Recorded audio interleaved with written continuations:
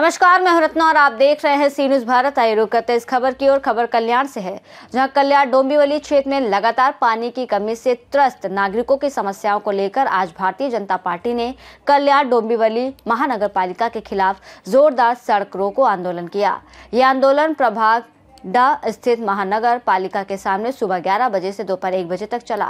आंदोलन का नेतृत्व भाजपा जिला अध्यक्ष नंदू परब, विधायक सुलभा गणपत गायकवाड़, वरिष्ठ पदाधिकारी शशिकांत कामले और नाना सूर्यवंशी ने किया।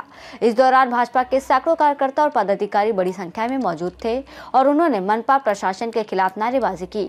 आंदोलन के दौरान कल्याण डोंबिवली की सिटी इंजीनियर अनीता परदेशी ने भाजपा प्रतिनिधियों से चर्चा की और उचित समाधान का आश्वासन दिया, जिसके बाद आंदोलन को वापस लिया गया।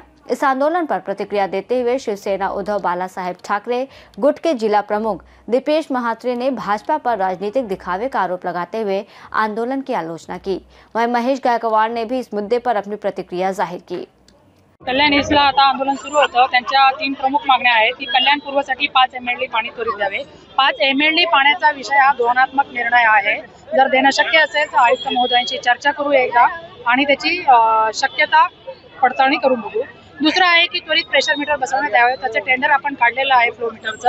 1.5 महिन्यात आपला फ्लो मीटर 12वे WTP प्लांटला बसेल। त्याच्यामुळे कल्याण ईस्टला वेस्टला किती पाणी जातंय त्याच्यात ट्रान्सपरन्सी येईल आणि आपल्याला झोनिंग व्यवस्थित सुरळीत ठेवण्यासाठी मदत होईल।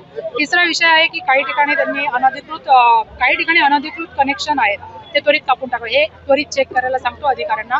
अनधिकृत कनेक्शन असेल तर ते त्वरित क्लिअर काढून टाकू।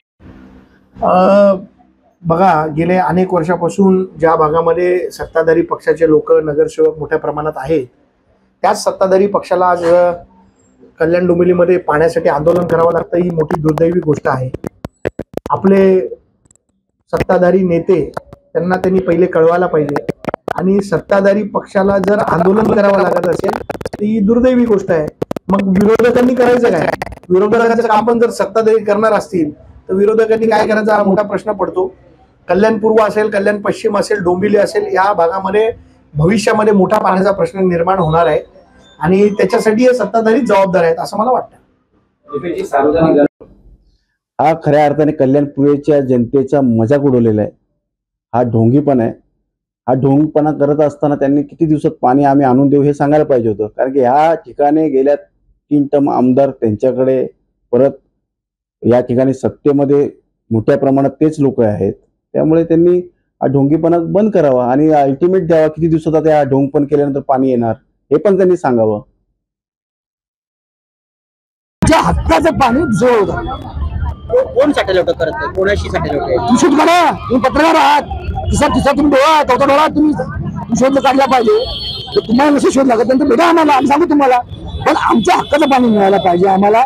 आम्ही ते घेतल्याशिवाय सोडणार नाही। आज आंदोलन केलं आहे, त्यांना सांगितलं जर आमचं तुम्ही आज पत्र घेतोय, जर तुम्ही आंदोलन आमचं हे तुम्ही सक्सेस झालं नाही, कारण पत्र येत आहे, पुढचं आंदोलन आम्ही हिंसा आंदोलन करू पाहण्यासाठी काही महायुतीची सत्ता आहे, मित्र पक्ष तुमच्या सोबत नाहीये पण नाही आहे ना। आम्ही मित्रपक्ष बरोबर आहे, आमच्या बरोबर आहेत।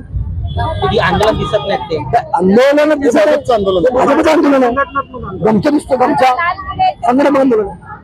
कारण आम्हाला या कल्याण पूर्वेला आमच्या हक्काचं पाणी मिळत नाहीये, त्याच्यामुळे आज यांना येते आमच्या कार्यकर्त्यांना आणि नगरसेवकांना आंदोलन करावं लागलं।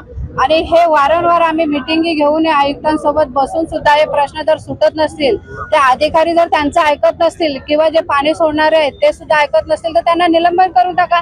कशाला ठेवलेत अशा अधिकारी पाहिजेत ते? आणि ह्याच्या जर पाण्याची ही समस्या कारण बाकीकडे कुठेच नाही, मग कल्याण पूर्वेलाच काही समस्या आहे तर आमचं पाणी कुठेतरी सोडलं जातं किंवा कुठेतरी डायव्हर्ट करतायत ते लोक, तर त्यांना थोडं आयुक्तांनी जर पहिलेच जर दखल घेतली असतील तर ही आज आमच्यावर वेळ आली नसती ते आमच्या कार्यकर्त्यांवर।